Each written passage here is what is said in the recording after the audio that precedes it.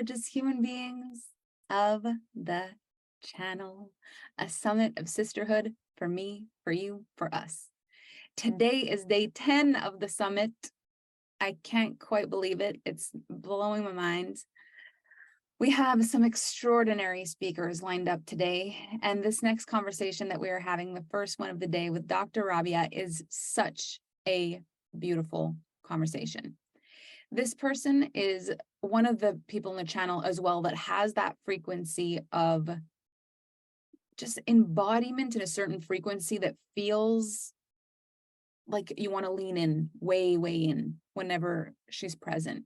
There's so much love in this person, and it's almost impossible to not feel it when you're around her, because it's not just who she is, it's what she does, it's how she operates in this world. There's just love and love and love and love and love. And so this is a conversation that is rooted in love, from love, with the highest intention, and it's coming from one of the purest, cleanest places. And so I'm really excited to bring this forward. I think this is going to be a very helpful conversation for a very special group of people, and for all the people that are touched by this special group of people. And so we're going to bring Dr. Rabia up here. Hello, everyone. So why don't we start with why the topic that we're talking about today matters to you? And tell us what the topic is and tell us why it matters to you. Okay, so I'm talking about the beauty of neurodiversity and how to become more neurodivergent affirming. And how I got to this point is a bit of a story, but I'll dive right into it. So in the 90s, I actually trained in autism. That was like my passion. I got into it through a preschool for children, and there was something about the children that really spoke to me. It was something about their energy. They were so present, and I loved autism. In fact, I made it my career. I specialized in it throughout graduate school, graduated in neuropsychology with a specialization in autism. And then I got married, and then I had a child who was autistic. And my thinking at the time was the divine knew what he was doing, because he gave me this beautiful soul, and I knew how to help him if he needed it. And so I had the privilege to be able to stay at home and take care of him for a couple of years. And then I started working when he was starting school, and everything was okay. And then when he was around 9 years old, I ended up going through a divorce. It was very unexpected. It was very, very painful for him. For me, not so much. I got over it. But for him, it was really, children who are autistic have a very difficult time with changes. And so we moved out of his childhood home. He changed schools. He lost his dad pretty much. Dad was kind of out of the picture. It was very difficult and painful for him. And as a consequence, and then he hit puberty. And so he went through a lot of changes, and we ended up not having a great relationship because I was stressed, he was stressed, and we were screaming at each other. And at some point I got to the realization that it was not his job to change, it was mine. It was my responsibility as his parent and his mother to change the way that I responded to him. So I went on my own personal journey, long drawn out process. And I got immersed into Buddhism and mindfulness. Mindfulness changed my life.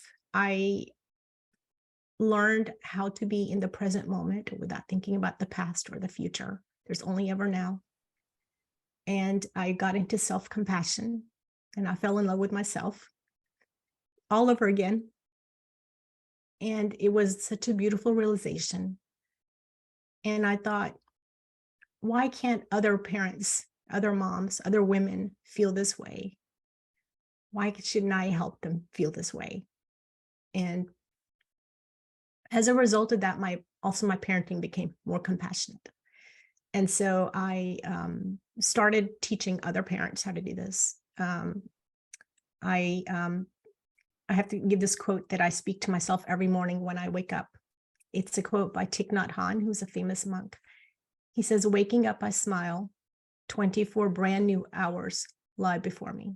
I vow to live fully in each moment and look at all beings with eyes of compassion." I made that my mantra. It's like when I wake up, I'm going to try to find beauty in every moment of every day. I'm going to live in the present. I'm going to help others live in the present. And this is my job. This is my purpose for being in this world at this time. And so I did. I became immersed in mindfulness. I started practicing and teaching about gratitude, self-compassion.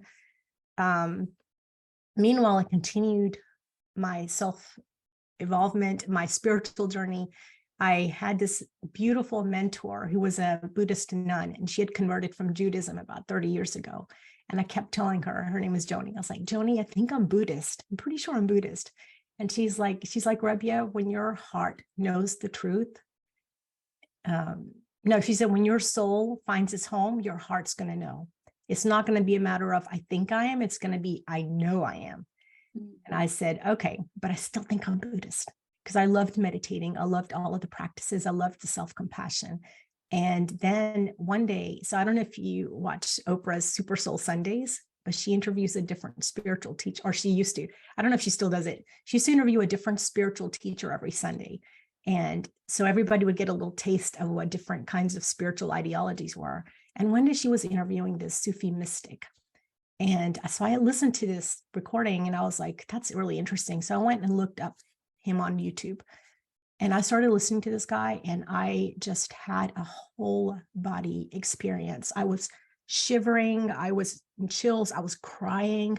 I was remembering I was a Sufi and I'd forgotten, but it came back to me. I was a Sufi and I knew it with every fiber of my being. And I called up Joni, my mentor. I was like, you were right, Joni, you were right. I'm a Sufi. And she was so happy for me. She said, that's how I felt when I realized I was a Buddhist. And that was the beginning of a whole other journey, but it's all going to tie back together in the end. Anyway, so once I discovered I was a Sufi, there are lots of different paths to Sufism. So basically, Sufism is the mystical aspect of Islam. It's kind of like Kabbalah, it's Judaism or Christian contemplative. It's the belief that we're all one, and it's the radical path of love. Everything comes from love. Everything we are and will ever be is pure love. We look at all beings with the same eyes. There's a quote in the Quran that says, wheresoever you turn, there is the face of God.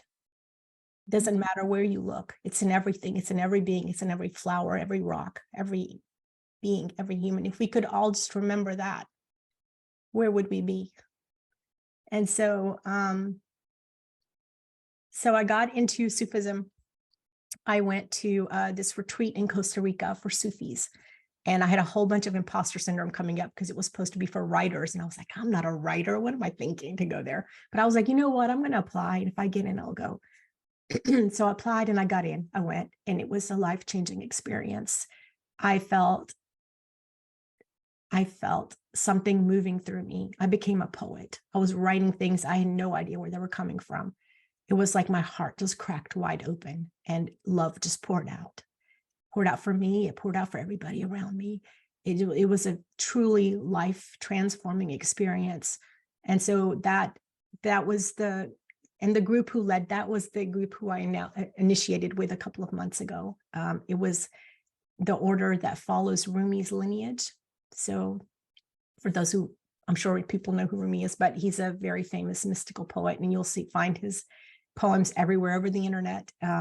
But it was that lineage that I chose to follow, and our practices. So the practices of a Sufi are to bring us to oneness with the divine. And so it's done through music, poetry, art, writing. And anyway, so I did that.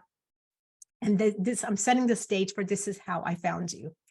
So this is the Costa Rica retreat hit right before COVID hit. I mean, sorry, I went to the retreat right before COVID hit. And then I discovered you. So I go into this world and I have no clue what it is. I've never been in the coaching world because I'm not a coach, or wasn't a coach. And so I don't remember even how I found you, but I went into, I don't remember the program, but like 2 days later, I was like, okay, I am not going to get enough of this lady.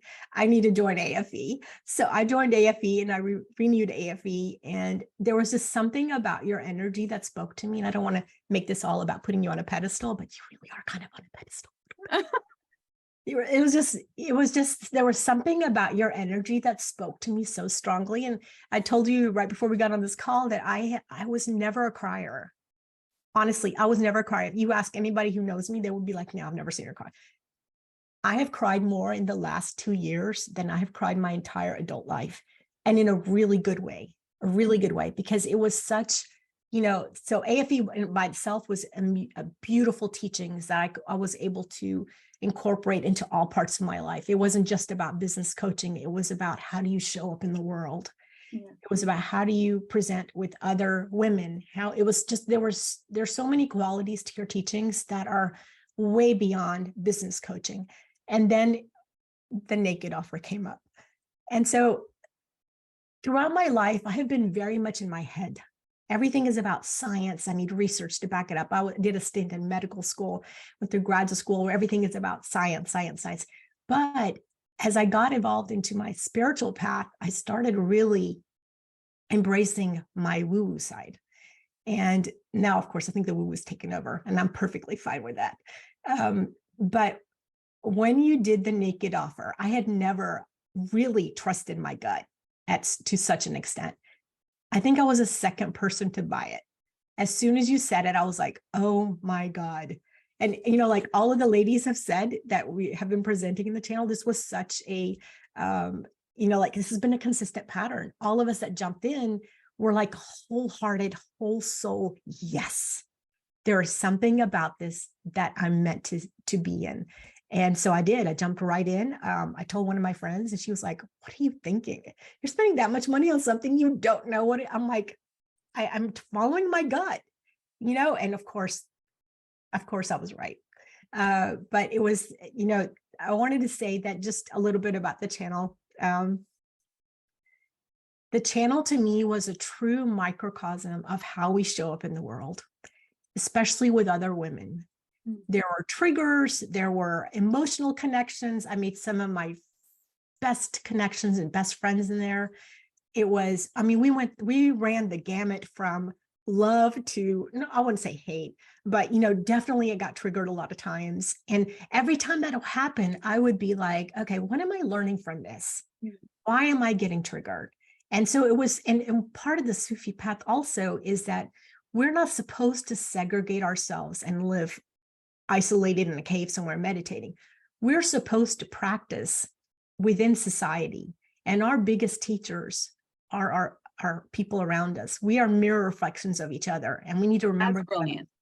Because anyone can be very calm in the cave, but bring a person that triggers you into the cave with you, and all of a sudden, meditation becomes a little bit harder to focus on. This is brilliant. I love that. And this is where the growth happens. You can't evolve on your spiritual path if you are segregating yourself. You need to be with others. You need to see, how are you resonating? How are you showing up? Are you still able to show compassion when they're pushing your buttons? And so the channel group was such a beautiful place for me to grow. Not only to make beautiful connections, which was understood, because I was like, I'm with a bunch of women and they're all like spiritually, they were like gut led, right? They're like heart led. These women came into the channel not knowing what they were signing up for, but they trusted their intuition. And so these are the kind of people who I want to be my people, because I want people who are, because I'm, a lot of my other friends are very much also into their headspace. And so having a group of woo-woo women was like perfect for me. It's like the woo-woo sisterhood, right? And I was like, and also I want to add how beautiful and brilliant these women are, and so kind and giving. I went through a training last year where I was learning how to lead people on soul journeys, where I have their consciousness lead their body and go out into the cosmos to receive wisdom. And they come back and then they can choose to share it with the collective, which I think is beautiful. It's a beautiful training, but I needed 15 test cases.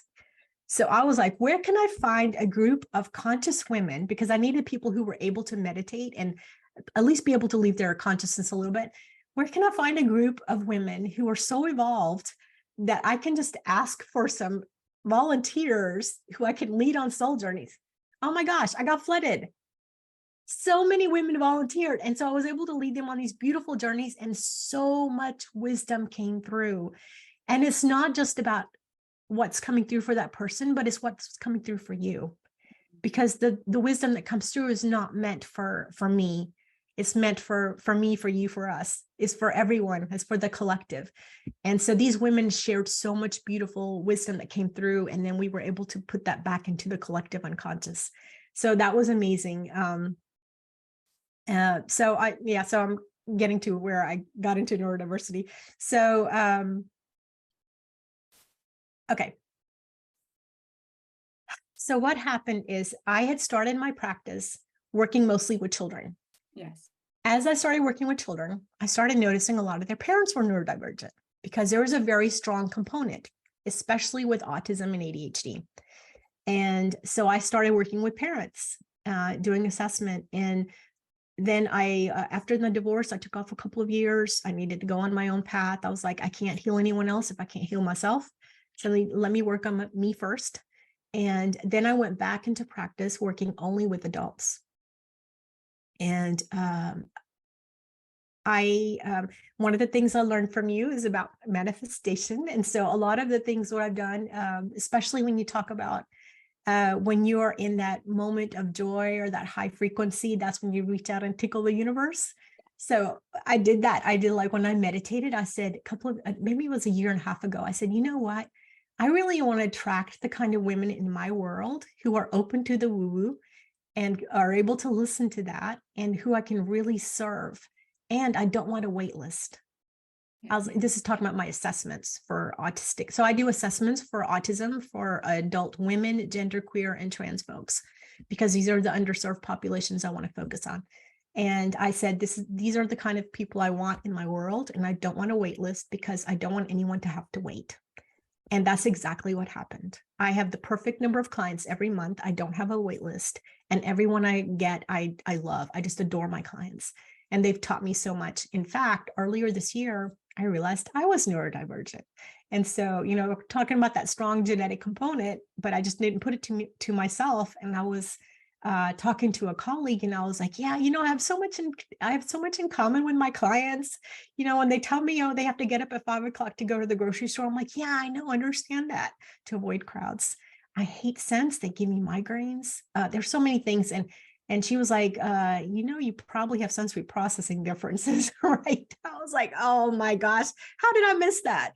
So yes, I have sensory processing differences, and also I'm an empath. So empaths are neurodivergent, just so you ladies know, because I think a lot of us are empaths, and don't know, highly sensitive people are also neurodivergent. So let me get to what the definition is. Yeah, tell us, what does it mean by neurodiversity? A good segue. So neurodiversity basically means that different kinds of variations of neurotypes that are present in human beings. So neurodiversity includes neurodivergent people who deviate from the norm, or neurotypical people, which make up the majority. And then, so neurodiversity includes all of them, includes neurodivergent and neurotypical people. Neurodivergent means that you don't fit what is the dominant population's neurotype. Basically, you're not neurotypical. Does that make sense? Yes. So neurodiverse includes neurotypical and neurodivergent. Neurodivergent just means you're not fitting the typical norm. So how I got into this is because I actually joined, and this is before I realized I was neurodivergent. I joined a couple of Facebook groups because I wanted to see how I was acting with my son, because he's 20 now. And I was like, he's a young adult. Am I, I'm not the parent anymore. Well, I'm still a parent, but I'm not like, I can't really parent him like I did when he was little. And am I doing anything to harm him that I'm not aware of? And so I joined a couple of Facebook groups, and I found out about the neurodiversity paradigm. And this paradigm says that autism, ADHD, all of these are not disorders. They are neurotypes. They are just naturally occurring variations of different people's brains. And so this really opened my eyes. I was absolutely flabbergasted that I had been possibly hurting or harming anyone that I had told that they had autism spectrum disorder, because this paradigm is it's a very empowering paradigm. It teaches people there's nothing wrong with them. There's nothing broken that needs to be fixed. It's just a naturally occurring neurotype. I heard this really great analogy from an autistic psychologist once. He was doing a workshop and he said, imagine, if you will, there are 3 kinds of bears in North America. There's the grizzly bear, the brown bear, and the polar bear. He said, if you see a grizzly bear, you should pretend like you're dead, because if he thinks you're dead, he'll go away. If you see a brown bear, you should jump up and down and scream at the top of your lungs, because if he thinks you're bigger, he'll go away. If you see a polar bear, you're food. He doesn't care. He's going to eat you anyway. But he said, if you take a polar bear out of the North Pole and you put him on a mountaintop in South Georgia, he's going to be completely, pretty much useless. He can't go around because he's got those long claws that are made for ice. He's white, so he's going to stick out. He said, this is what it's like being neurodivergent in a neurotypical world. There's nothing wrong with the polar bear. He's not in his optimal environment. The environment is not set up to make him the natural predator. He's not. That's kind of a bad analogy, because I don't want to say that neurodivergent people are predators, but just to say that it's not that there's anything wrong with having a different neurotype, is that the environment in our society, our communities are not set up for neurodivergent people. I see it more as like it's disempowering. Like the polar bear in its power can overpower anything. It's so powerful. And then the polar bear in a green space with his big claws that has no power, and it's the same bear, is just disempowered because of the environment. Yes, that's perfectly said. And that's exactly what it is. And so typical society, even now, neurodiversity is still not mainstreamed, especially in the healthcare world. I think there is definitely more awareness, but we're not quite there yet. And so most people don't really have any clue how to be more neuroaffirming, or what even the movement is or the paradigm is. So the movement asks for equality, equity, inclusion. The paradigm just says that we are all naturally occurring variations, and there's nothing wrong. There's nothing wrong that needs to be fixed. And how you can become a more neuroaffirming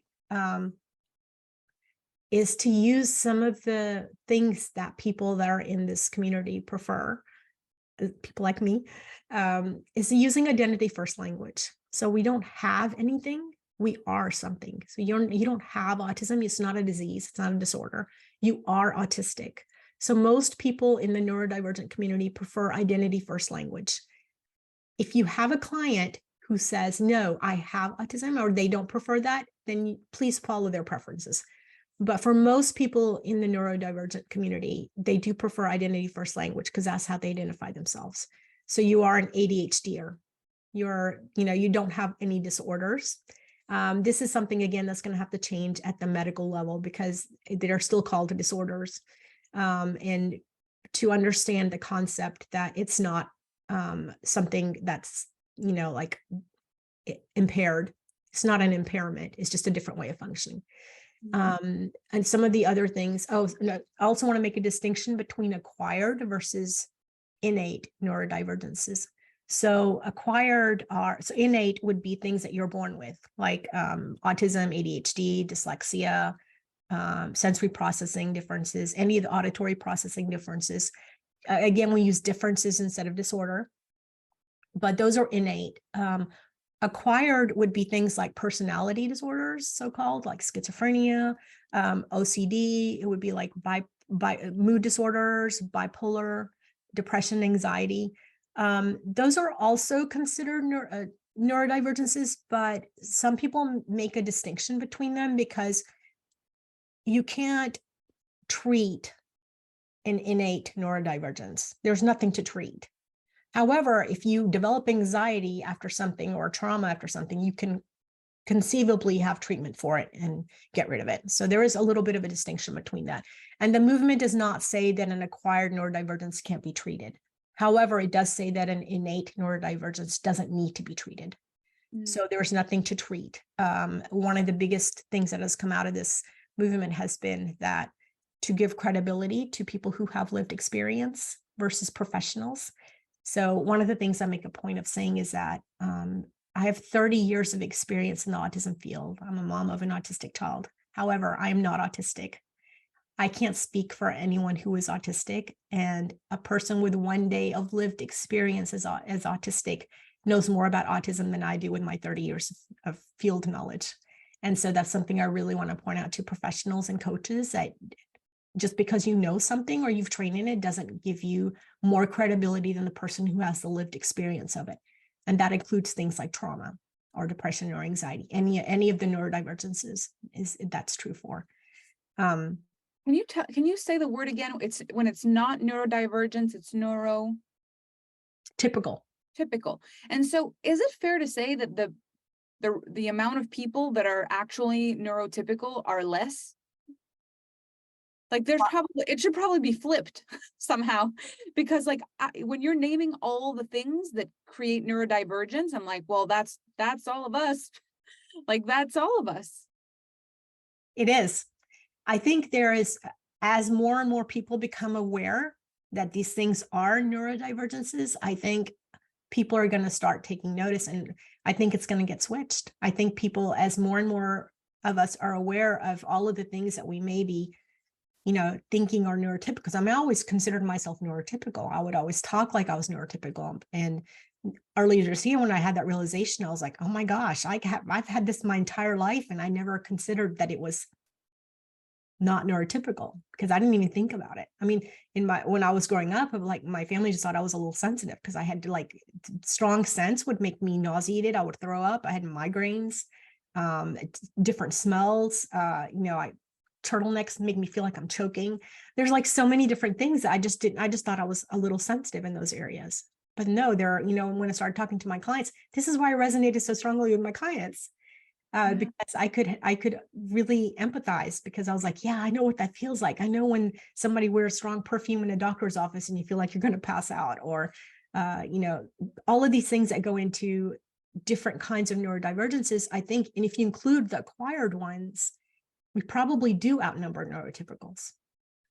What I love about the word neurodiversity is what it really makes me feel when I hear that is there is a diverse way that people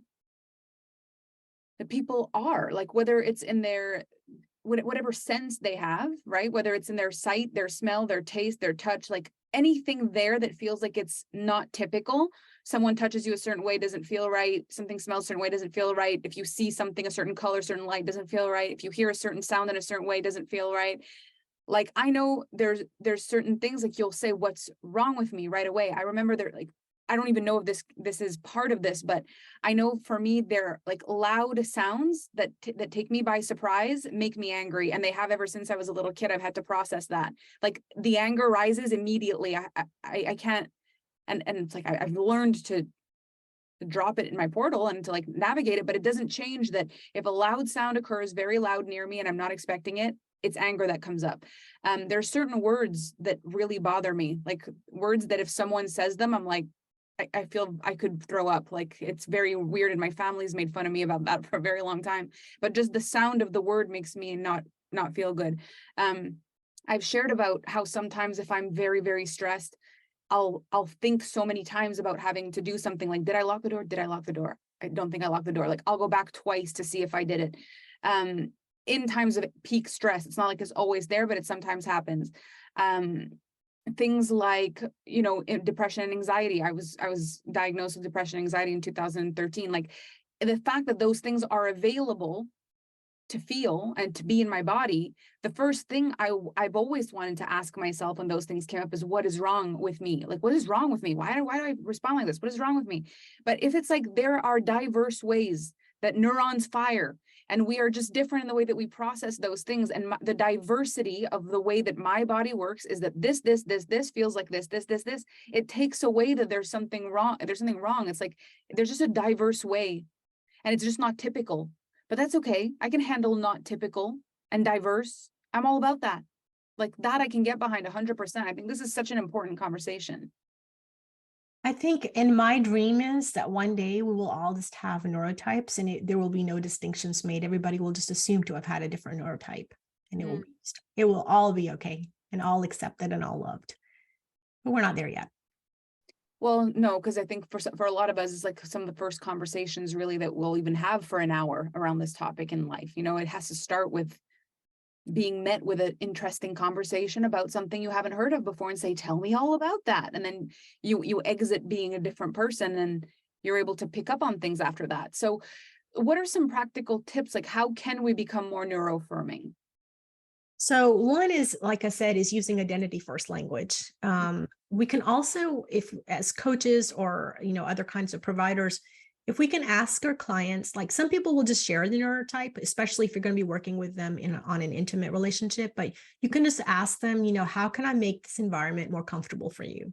Because sometimes, like especially in person, there are things that a lot of neurodivergent people have sensitivity to, and that's like really bright fluorescent lights, lots of noise.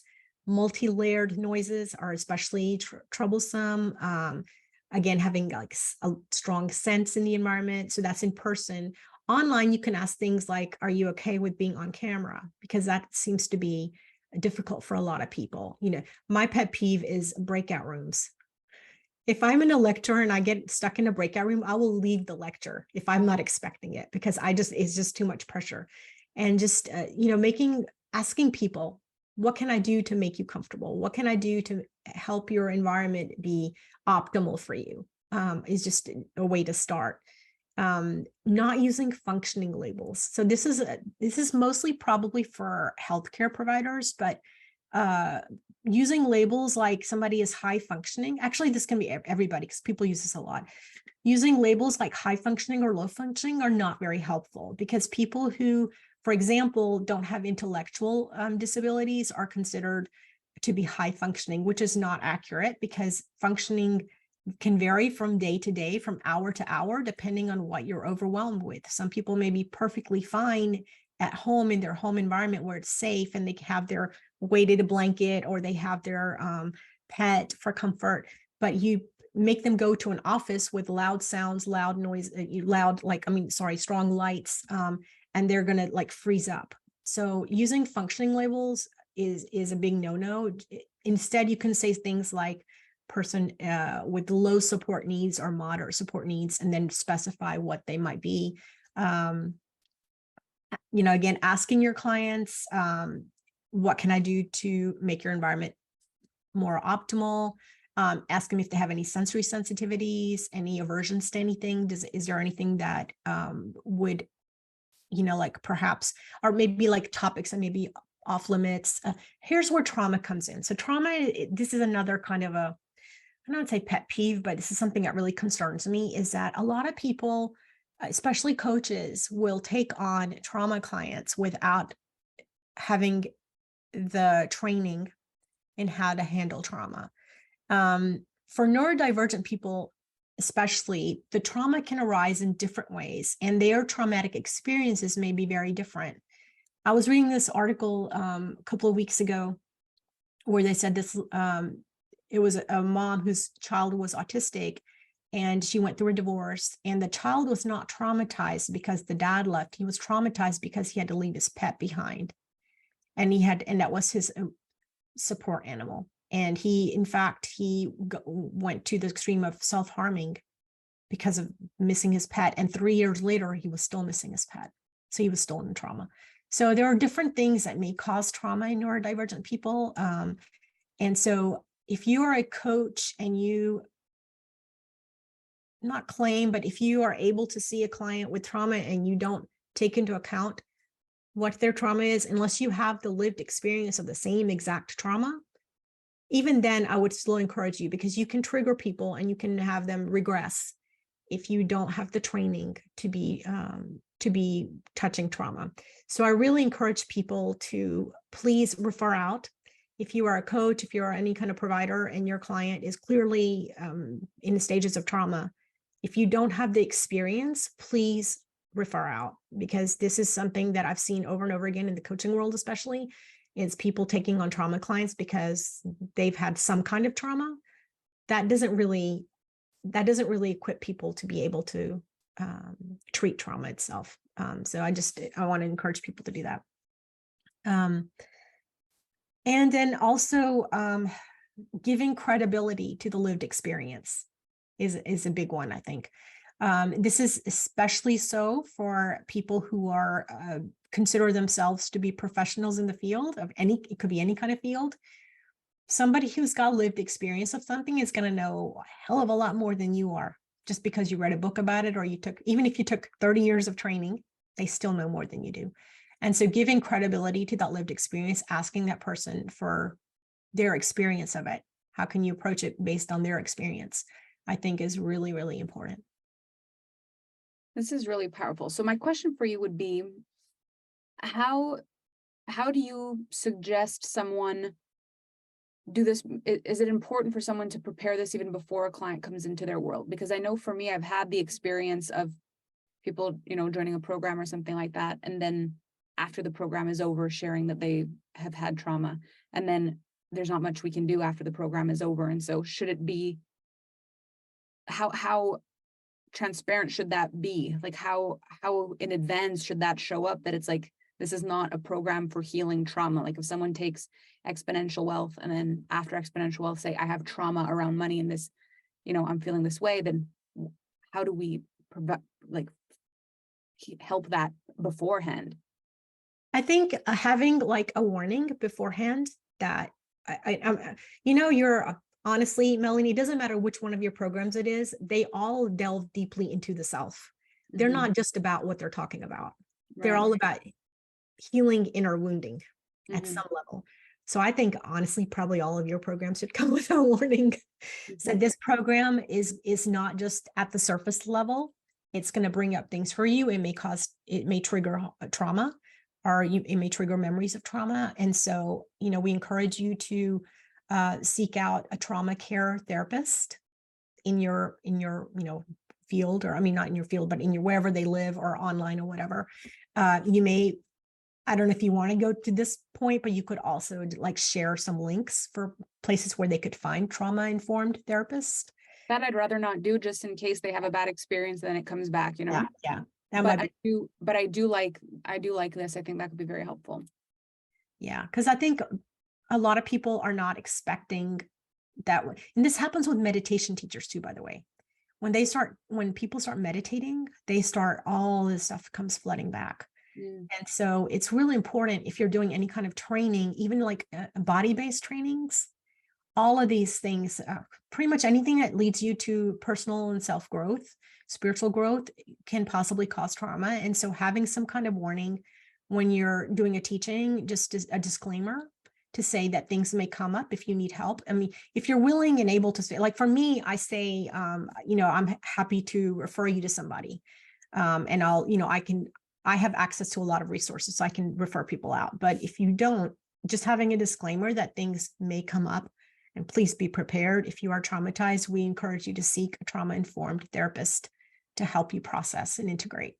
And just for the people who are listening to this, like, what's the difference between your program can cause trauma versus your program doesn't heal trauma / your program could reawaken or hit a trauma? Like, what's the difference between what you're doing can cause trauma? I would not say cause. Okay. I would say it can raise, it can bring back things or repressed memories. Okay. It can re-trigger. I don't know, re-trigger might be a strong word too. But just some kind of warning that as you begin to do internal processing, anything like that leads you inside your inner self, then that's an opportunity for things to come up and to be, gently prepared. Colleen says, activate dormant trauma. That's actually, I like that. Yeah. Yeah, it's a good one. Thanks, Colleen. Thanks, Colleen.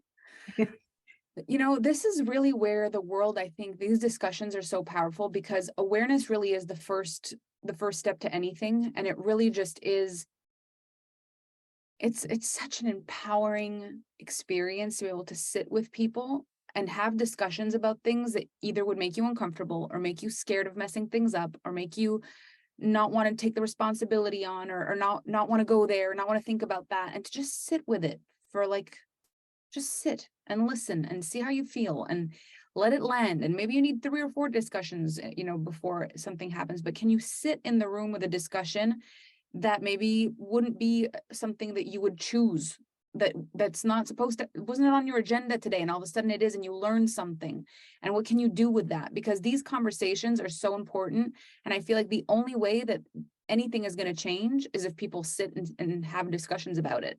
Like there's no mandatory course as an adult to learn about this. If you don't know someone, there's no reason for you to look it up. You know, unless you have a client that's presenting it for you, there's no reason to think about it. And so unless you have a reason, you wouldn't find out, you wouldn't learn.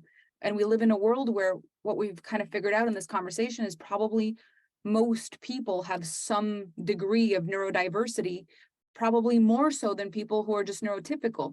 And probably being who we are, we attract similar people to who we are. And so in a room like this, probably 99% of us have some degree of neurodiversity without ever having had even a conversation about it, which is so interesting. So I really want to thank you for bringing this up, because I know it's also like the people that come to you, they choose you. They come, they say, I've had a referral. I trust you've got all this experience. You've had the clients, you have the child. Like I'm sitting here. I trust you're the person I choose. It can be a big responsibility to speak about a topic like this in a room of people who aren't informed about it, or even in a room of people who have a lived experience but haven't ever spoken to someone that's been studying it for 30 years. Like there's so much nuance in this kind of conversation and what it can bring up. And I really, really appreciate your strength and your courage and your heart and your willingness to bring a topic like this to the forefront, even though, you know, there's so many nuances, and it's like, I want to do this topic justice, and this is so important for me and for them. And I really felt your passion and your care in this entire conversation. So thank you for going there. Thank you so much. This is really, really close to my heart in a lot of ways, and I want to really bring awareness to it. I think it's, well, you have. This was very good. So I have a question for you, because you rebranded and incorporated neurodivergence into your new brand, and that is not something that it always was. You went from, can you tell us a little bit about that? yeah. So over the past couple of years, I've been trying to find a way to have my profession, my spirituality, my everything that I am all in one place. I know when we had our conversation in the channel, Melanie, earlier this year, I asked you the same thing. I was like, how can I feel scattered, because I'm like, there's me doing autism assessments, there's me doing coaching. I'm also 2-4 generator that loves to create new businesses. And so I'm a multi-passionate entrepreneur. And you suggested at the time that I should have one place where is my main hub. And then I have like maybe buttons going to the different places. I tried that at the time with my name. For some reason, it never really fit, and I never felt the need to promote it. I don't know why. There was an internal resistance to it. I just let it go, because I've learned to let go now. And earlier this year, I had a lot of things happening, and I initiated into my Sufi order in May. In Turkey, by the way, that's a whole other story. But after that happened, I knew there was going to be something big coming through after I did the initiation, because I knew there was spiritual stuff going on. And when I came back, I was flooded with all of these ideas of creation. And I came up with this name called Quantum Kun. Kun means to be or to manifest. And this name came up, and we have a mutual friend, Andrea. Morningstar, she said she had a session with me, and she was like, this is perfect for you, Rabia. This is perfect for you. I'm just feeling it so in tune with you. So anyway, all of that to say that I created this whole brand, and I decided to incorporate my love of neurodivergence into everything I'm offering. And so this brand, as it's recreated, has all of the things that I do on there. So it has my psychology, the assessments that I do for neurodivergence. And then I've created a lot of pre-recorded programs like self-compassion for neurodivergence and spiritual practices for neurodivergence, because there are some variations in the ways that you can change things a little bit so that it's not overloading you. I created a certification for being neuroaffirming for healthcare providers and coaches with an autistic friend of mine who's a life coach. Really excited about that. created an app for people to make connections if they're neurodivergent, because I had a lot of my clients telling me that they were not on social media. They didn't know how to meet anyone. And so I was like, why isn't there an app out there for people to just make friends? And then several people said, well, you should just make it for dating too. So now you can toggle back and forth if you want to make friends or date. But all of these things that came out were like, it felt whole. It felt like this was all me. It was like me in my love of Sufism, my love of, this is the other thing that happened.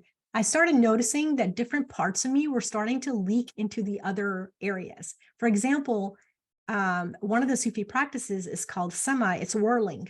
You're basically whirling in, and it creates an energy vortex and brings you closer to the divine. Well, when I was teaching, or not teaching, but when I was assessing little children who were autistic, they often spin. So they're trying to go back to source, and we're conditioning it out of them, telling them it's wrong. And here I am as an adult in the Sufi practice, learning how to go back to the divine. And so I started teaching my clients this. I'm like, have you tried whirling? Because especially if you used to spin when you were a child, you're going to love whirling and spinning. And so a lot of my clients have now started whirling. And so all of these things started coming in. I was doing brainstorming with coaching clients about neurodivergence, and just all of these things were slowly starting to, I don't want to say bleed, but they were like blending into each other. And so when this branding came out, it was like the perfect amalgamation of all of everything that I am in one place, one centered place. So is whirling like a ballerina that twirls, like that turns on itself? It's a little bit different. You do use one foot to turn, but you're basically spinning and spinning until you lose your thoughts. The ego kind of drifts away and you're just like at a higher level of consciousness. It's fascinating. Sounds fascinating. I might whirl after this. I'll let you know how it goes. That's awesome. Well, I love this discussion, and I'm really grateful that you went here with us. I think it's so valuable and so beneficial and just brings the world closer together. And it's just a beautiful landing place for us all to open our minds and learn more about who is out there and how they're operating in the world and how we may be operating in the world. Like, it's a really important conversation. So thank you for that. Is there any last thing you would like to tell the group before I read your bio? Yeah, I just want to remind everyone that the divine has created such a beautiful neurodiversity in human beings. So we're autistic, ADHDers, empaths, but ultimately we're all one. And when we forget, we create division and otherness. At our core, we're all pure love. So please remember who you are and embrace your magnificence. And then you can see everyone else in their magnificence as well. That is a beautiful final thought. And here is Dr. Rabia's bio.